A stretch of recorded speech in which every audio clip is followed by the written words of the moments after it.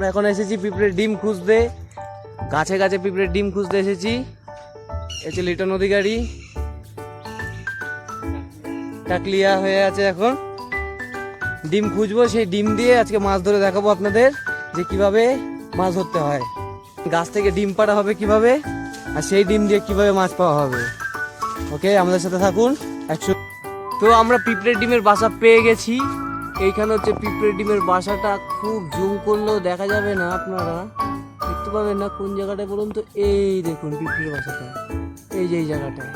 দাদা গাছে এটা বড় বাসা, সেই কারণে একবারে সব কটা পিঁপড়ে যাতে পাওয়া যায়, সেই কারণে একবারে গাছে উঠে গেছে।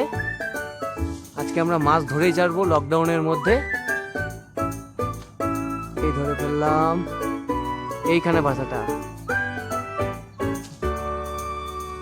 এই ভেঙে ফেলেছে। হ্যাঁ, নিচ দিয়ে ভেঙে দাও না।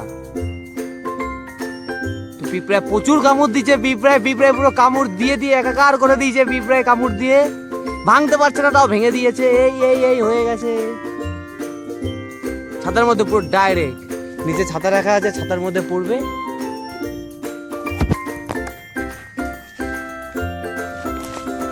সব ডিমগুলো মাটির মধ্যে পড়ে গিয়েছে, আমাদের সব ডিম।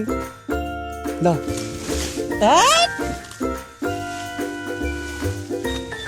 কোড়াবা সব।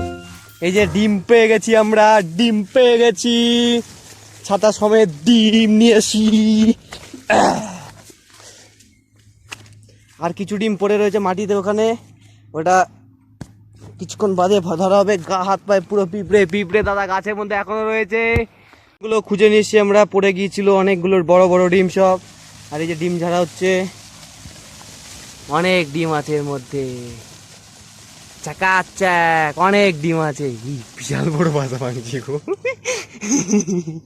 বিশাল বড় বাসা ভাঙছি।